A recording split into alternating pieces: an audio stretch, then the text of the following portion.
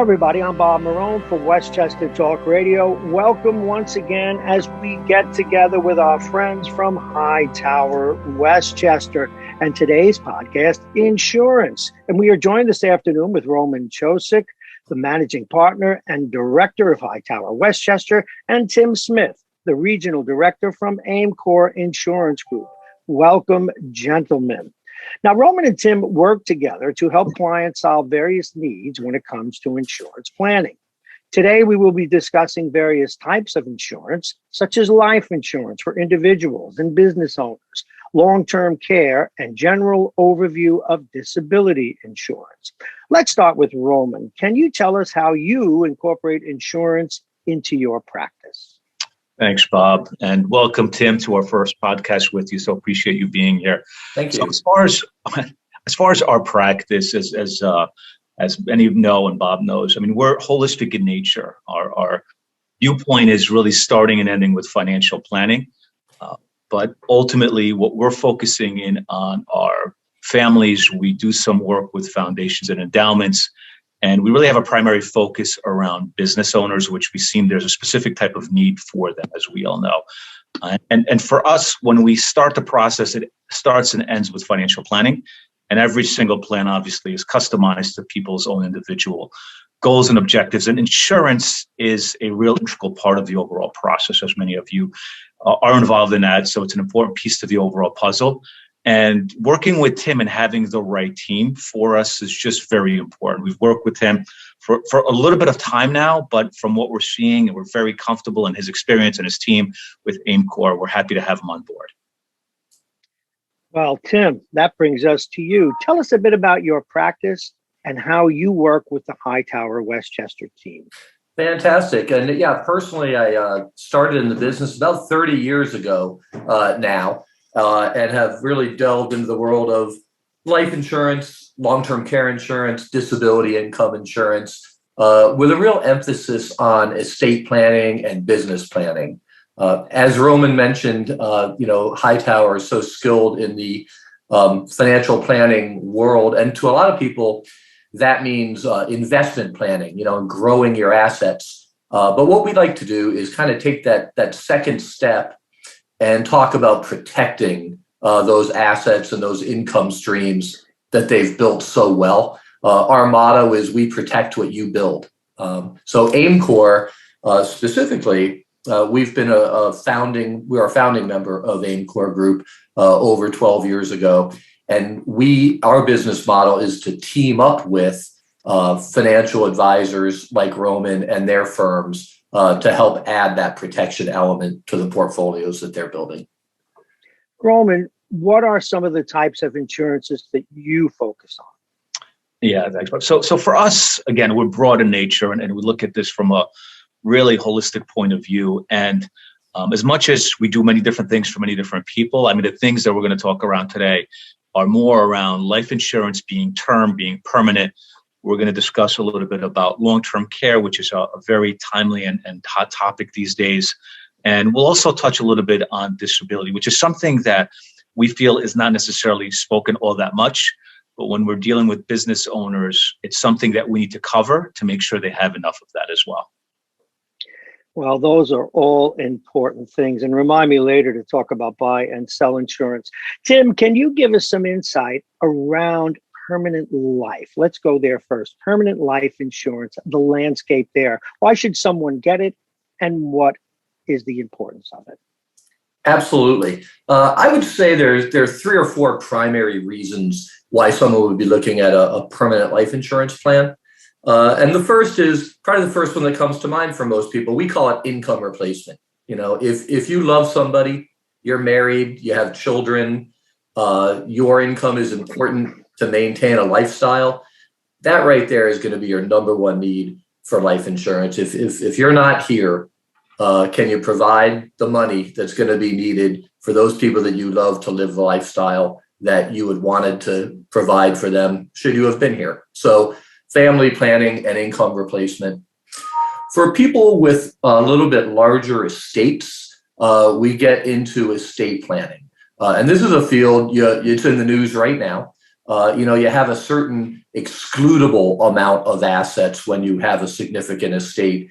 But once you get over a certain point, you face estate taxes, both from the federal government and, depending on your state and New York, state estate taxes, which can be very significant. So the idea is that instead of reducing your estate to pay those estate taxes, why not maybe take a little piece each year to purchase a life insurance policy that will be there to cover those estate taxes when they come due? So estate planning. Along with that is also legacy planning. When you're doing the multi-generational planning, are there ways to structure your assets or maybe use some life insurance to provide not just income, but the transfer of significant wealth down through the generations? And that often includes trust work, so we get the attorneys involved. And then finally, retirement income planning. So permanent life insurance, we would also call that cash value life insurance, right? And there are some very significant tax advantages around permanent life insurance. And not to get too deep into the weeds, but essentially a life policy can work a lot like a Roth IRA. Now, many of Roman's clients have Roth IRAs, but others are excluded from having them because their income is too high. With a life insurance policy, you can fund a plan with after-tax dollars. Those dollars grow tax deferred within the policy. So I'm talking about a whole life, a universal life, a variable life, those permanent plans. And the real advantage is if and when you ever want to take some distributions out of your policy, they come out tax-free if you structure the policy correctly. So it can provide a real advantage for people looking for additional sources of retirement income. And those people typically are the ones who have already maximized their retirement plan at work, like a 401k perhaps. Wow, that's a great use of that. Continuing with you, Tim, I know Roman's practice works with many business owners. Can you tell us what is important for business owners and what they should be thinking about? Absolutely. I'm going to say there are two, maybe three primary uses. And the very first is just going to be key person coverage. If you're like most businesses, and we often ask the business owner, which person out there of your 10, 20, 50 employees, which one would be the toughest to lose? And that's usually a fairly easy question for a business owner to answer, right? It's their top sales guy, their operations person, whoever that might be. And often we want to talk to them about key person coverage. So if they lost that most important, let's just say that the salesperson that brings in half or more of all the business, how would that impact the business? And we can write life insurance. The company would be the owner and the beneficiary of a life insurance policy on that person to indemnify the company if something were to happen to that key person. And money to provide the income of lost revenue and or to hire a good replacement, maybe cover their salary for a period of time. So key person coverage is a big one. The next one would be succession planning. So you might have heard the term a buy-sell agreement. So say you and I are in business together, something happens to one of us. Well, without planning, now we're in business with our other partner's wife or their beneficiary. Now, that may not be a bad thing, but that person may not have the same skills, may not be interested in running the business, and would prefer to be bought out, right? So a life insurance plan between two partners or multiple partners can provide the liquidity when it's needed to buy that person out. And when you think about not just the money, but just the interpersonal relationships and the ability to do that are very powerful. If I can underscore this for you, I mentioned this earlier. I did not have several years ago a buy and sell agreement with an important partner. We hadn't put them together yet. He was the healthiest guy on the team, and he passed before we did them. And it made for a very difficult time. So, folks, if you're listening out there, please heed Tim's words.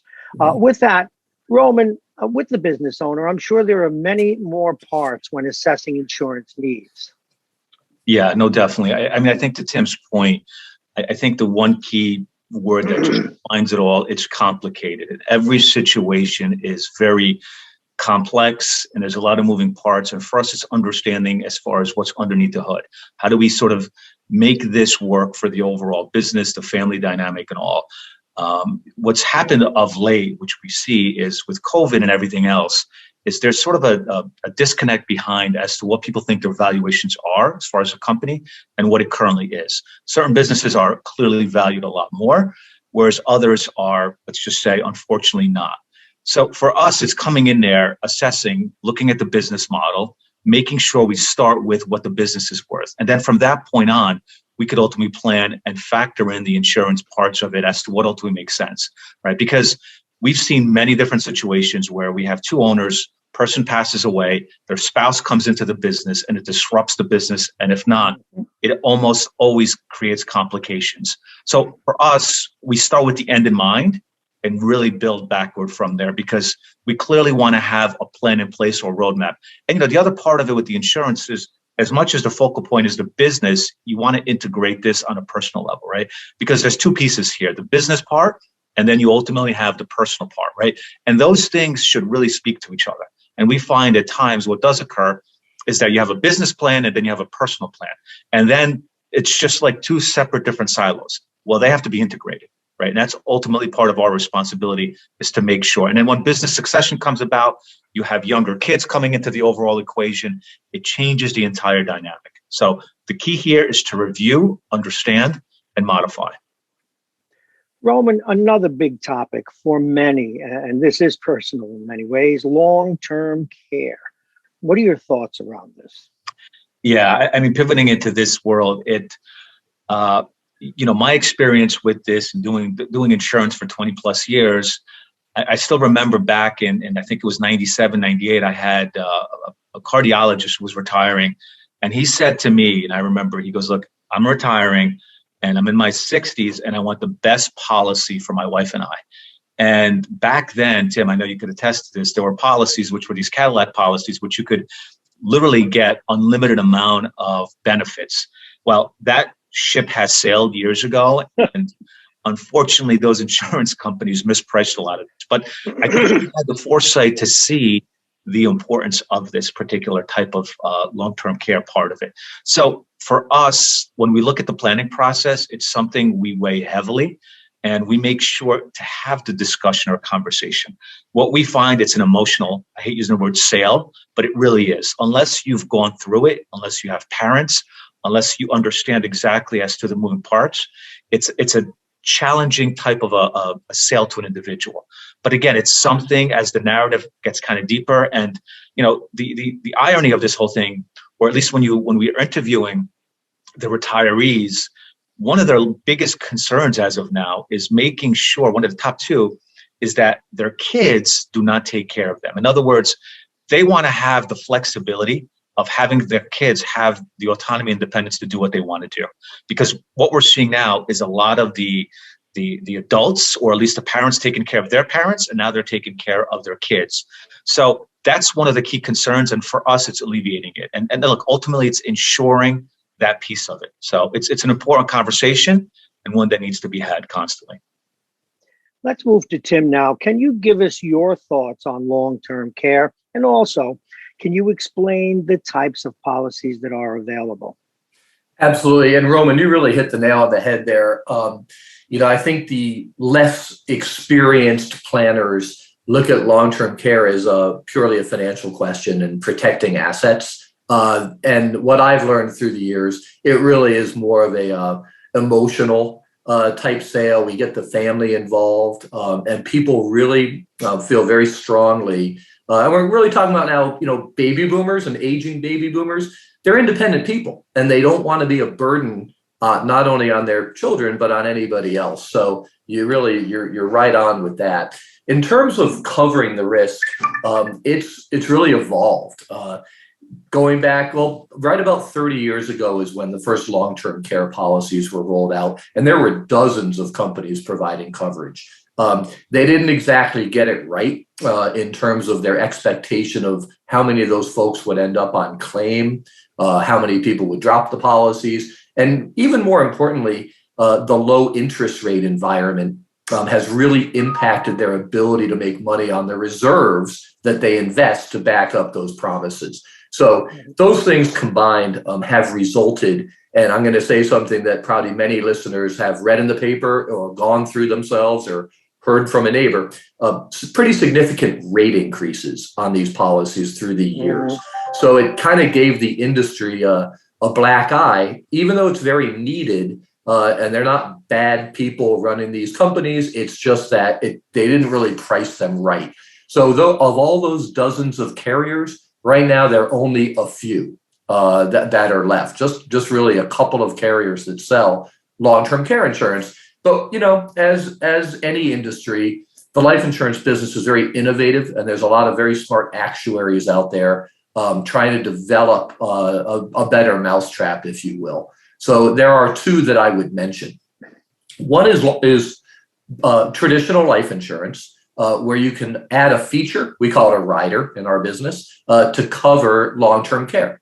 So, I'm 56 years old. I have a life insurance policy in case something happens. I have a couple kids, in college. I have a rider on that policy that says if I needed long-term care, I can access the death benefit, the face amount, before I die.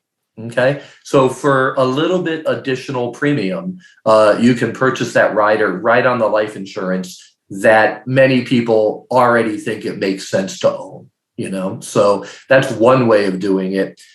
The other way is what we call it a hybrid. And it's technically a life insurance policy, but whereas with a traditional life policy, your benefit is limited to that death benefit that you purchased. With the hybrid, you're able to get really a multiple of that amount of insurance. And people generally will take a lump sum of money, maybe $50,000, maybe $100,000, and put it into a policy that says, hey, if I die, it's worth $150,000. But if I ever need long-term care, it might be worth $400,000 or $500,000.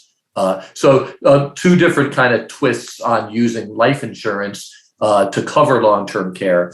And the real benefit, one of the real benefits of these, they're all guaranteed. They're fully guaranteed. And that gives people a lot of peace of mind that they know that whether they collect on the policy needing long-term care or their beneficiaries ultimately collect, someone is getting a defined, guaranteed sum of money. Okay, that's an excellent explanation. Well done. Roman, how about disability policies? What are your thoughts? Yeah, and this again, dealing with business owners, we find ourselves having this discussion constantly, and disability, what we feel is a bit misunderstood. And I know Tim will speak to this a little bit more, but look, we all, if one of us or some of us work for a corporation or a small business or a relatively larger business, we go through this sort of October, November timeframe. We go through our benefits and things like that. We choose short-term disability, long-term disability. Well, I don't think there's a real assessment as to what that may look, right? And as one's income grows, particularly for a mid-sized business owner, you really need to factor in if you have enough. I mean, I tell clients that, look, you insure your health, you insure your car, you have life insurance, but how many of us really look at disability to insuring the most important part, your cash flow, right? And what happens is many of us don't have enough of it or just don't understand as far as how it works. And there's various types of it, whether there's different riders or things of that nature. But again, it's something when we do the planning process, we assess, we make sure you have enough, and then we look at if it makes sense to increase or perhaps decrease or eliminate completely. So, I had a doctor back then where he had a disability policy for years, but he was stopping working. And he's like, well, should I keep continuing with this? So again, it's just having the conversation of, does it make sense? Does it not make sense? Right? Because clearly in the financial planning process, it's something that has to be addressed. Okay. What about you, Tim? What can you say about the need for disability insurance? Yeah, I absolutely agree. And you're right, Roman. People are fairly diligent about insuring their important assets. Even if you go out and buy a Rolex watch. People want to put that on their homeowners, and I completely understand it. But you're thinking about paying, a little bit of money to insure something that might have a value of $10, $20, or $30,000. Your most important asset probably isn't an asset at all. It's your ability to get up and go to work every morning. If you're a working person, that is worth more than probably any other asset that you own. And that conversation really should be had. If you think about, 40, 50-year-old person supporting a family that has an accident or a sickness or what have you, and is now disabled and can't work, it's almost worse than if the person passed away, because there is no life insurance paying out. There's no income coming in, and there could be significant new expenses because of that disability. So I know it sounds like a little bit of a negative conversation, but it's really just about planning. And we usually tell a little story to people, and we say, hey, listen, let's say you were being interviewed for a job and you got the job offer, and the employer said to you, okay, you can get your salary one of two ways. The first is, we're going to pay you $100,000 a year as a salary, and if you get disabled, you get nothing. Or we'll pay you $98,000 a year, and if you get disabled, we're going to continue the $98,000 till you're age 65. That difference being, paying a couple thousand a year for disability income protection. And when you look at it that way, it just makes a lot of sense. One of the advantages is, or one of the objections that we hear is, well, I have that at work. And that may be true, and it might provide some basic benefit for most people, but it's really important to look at, especially for the little bit higher income people. It may not be a very sufficient or significant benefit that they're getting, and to add on that little extra level of protection is really not that costly. So it's worth having the conversation. Folks, you're listening to or watching Westchester Talk Radio, and the topic today is insurance. We are with our friends at Hightower Westchester. Specifically, we're with Roman Chosik, the managing partner and director of Hightower Westchester, and Tim Smith. He's the regional director from AIMCOR Insurance Group. Let's go back to Roman and about the issue of insurance and demands. Are you finding a larger demand now for new insurance or reviews of current policies, Roman? Yeah, I feel that the sort of the narrative has changed somewhat, right? And particularly, not to focus in on COVID, I think people introspectively have just reassessed as far as what they're doing and how they should be doing it. And I think it's a good thing, and it's an important thing, because it brings it back to basics and understanding as far as, look, if something happens to me tomorrow, is my family going to be okay, right? And to Tim's point, peace of mind, you can't put a price on that. And I feel that having that conversation around insurance is such an important one. And look, and Tim, you could say this as well. 25, 30 years or even 50 years ago, life expectancies were different, and they're probably going to be different moving forward as well. People are living a lot longer, and the policies need to be reviewed, right? Because rates 20 years ago or 15 years ago were significantly different, as we all know, where they currently are. And some of these policies, unfortunately, are going to implode. So you need to review them. This is not something that you buy, you put into the drawer, and you forget about it for 15, 20 years. It's something that needs to be assessed on a constant basis and reviewed. When we sit down with a prospect, it's something that is a priority for us to make sure we review it. And the only other thing I'll add just really briefly into it is that life changes, circumstances change, and whether people get divorced, they get remarried, or they have children. Again, these are things that need to be looked at when you're factoring in insurance as well. The part around having the correct beneficiary, right? Many of us, again, forget about the policies, and we don't change the beneficiary on the life insurance policy. And what happens is they pass away, and the life insurance policy, the beneficiary on that supersedes anything that's in a will or whatever in a trust. So you have to be careful to make sure that you have the appropriate people as beneficiaries in that as well. So again, it's something to consider, and it's having that team and someone like Tim part of it to have that discussion as well. Tim, what type of trends do you see in the industry as far as underwriting and the number of companies in the various states? Yep, thank you. Roman mentioned COVID. And there was an immediate sort of knee-jerk reaction on the insurance company's part, as you can imagine, what kind of effect that would ultimately have on claims. I think the structure, the size of the industry, the reinsurance agreements that are out there, companies have not had much of a negative response. So underwriting did tighten up a little bit initially. We see those being a little bit more relaxed now. So that's good news. Every state, as you may or may not know, it's insurance isn't regulated at a federal level in terms of product approvals and things like that. So New York State has a very I don't know the word, rigorous Department of Insurance, and it's not easy to get products approved, and they do put a lot of regulations on the companies. The idea is to protect a consumer, but that isn't always the end result. And there's been a few things over the past couple of years. A cybersecurity regulation that's very, very stringent is one. A reserving requirement is another one that they brought in a couple years ago. And those combined, unfortunately, have forced a couple, more than a couple carriers to exit the state of New York. And we're talking about, household name companies, like Principal Life and John Hancock and Equitable. I mean, insurance companies that have been around hundreds of years protecting millions of Americans are finding it difficult to do business in the state of New York. So, and I don't mean that as a big negative or scare tactic. There's still plenty of carriers available that we can go to, but that is a little bit of a disturbing trend that we've seen. Before I say thank you and goodbye, final thoughts. Let's start with Roman. Yeah. Well, first of all, thanks again, Bob, for having us here. Tim, thank you for joining, and looking forward to working with the agency further out.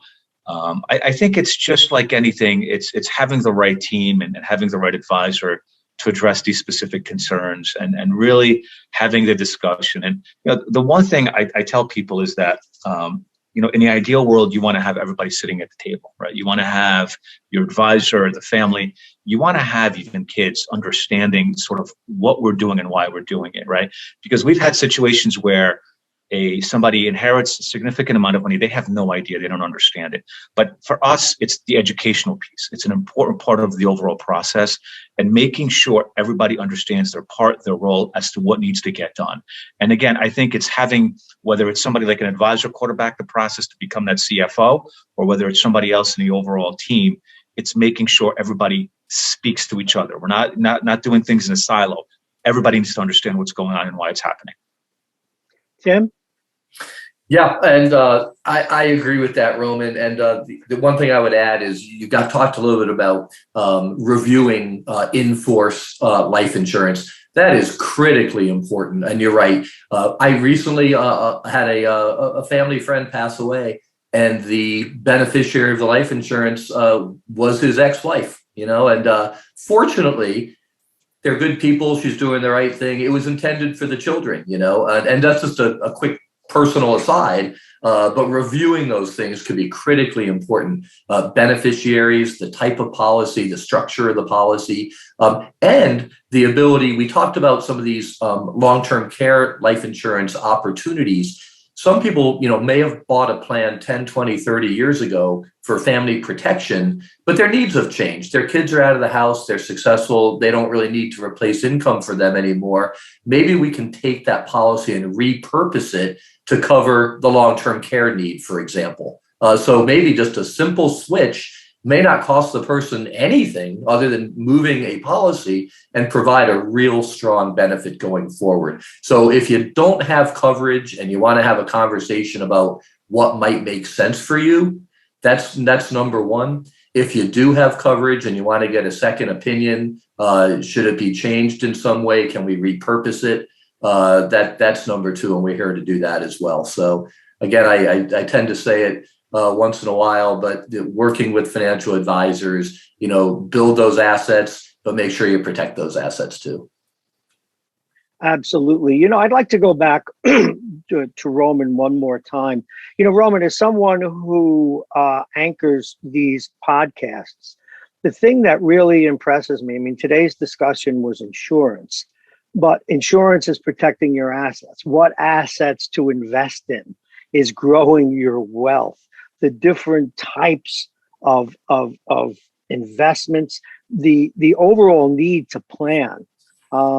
Obviously, I know I am speaking to the choir, but could you say a little bit more about that? All these things are related.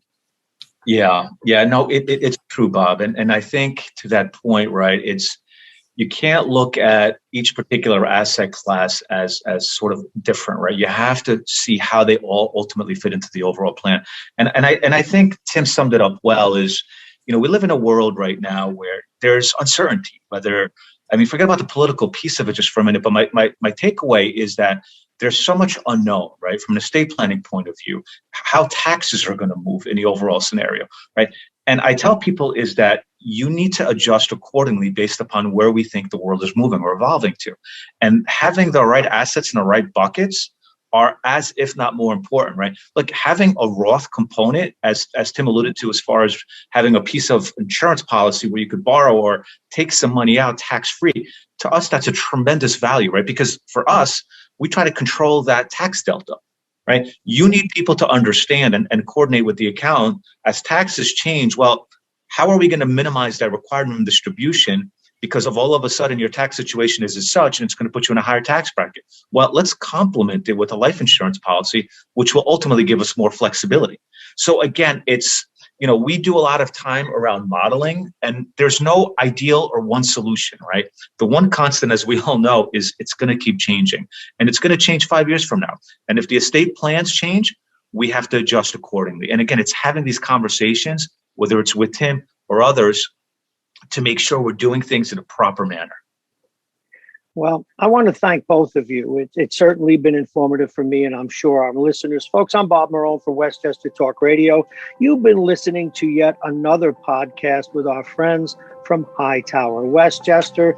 We've just finished. It's the topic of insurance. We were joined, of course, by Roman Chosick. He's the managing partner and director of Hightower Westchester, and Tim Smith, the regional director from AIMCOR Insurance Group. Tim, it was a pleasure to meet you. Roman, as always, thank you very, very much for your time, gentlemen. Have a great day. Hightower Westchester is a group of investment professionals registered with Hightower Securities LLC, member FINRA and SIPC, and with Hightower Advisors LLC, a registered investment advisor with the SEC. Securities are offered through Hightower Securities LLC. Advisory services are offered through Hightower Advisors LLC. This is not an offer to buy or sell securities. No investment process is free of risk, and there is no guarantee that the investment process or the investment opportunities referenced herein will be profitable. Past performance is not indicative of current or future performance and is not a guarantee. The investment opportunities referenced herein may not be suitable for all investors. All data and information referenced herein are from sources believed to be reliable. Any opinions, news, research, analyses, prices, or other information contained in this research is provided as a general market commentary. It does not constitute investment advice. Hightower Westchester and Hightower shall not in any way be liable for claims and make no expressed or implied representations or warranties as to the accuracy or completeness of the data and other information, or for statements or errors contained in or omissions from the obtained data and information referenced herein. The data and information are provided as of the date referenced. Such data and information are subject to change without notice. This podcast was created for informational purposes only. The opinions expressed are solely those of Hightower Westchester and do not represent those of Hightower Advisors LLC or any of its affiliates. Hightower Advisors do not provide tax or legal advice. This material was not intended or written to be used or presented to any entity as tax advice or tax information. Tax laws vary based on the client's individual circumstances and can change at any time without notice. Clients are urged to consult their tax or legal advisor before establishing a retirement plan.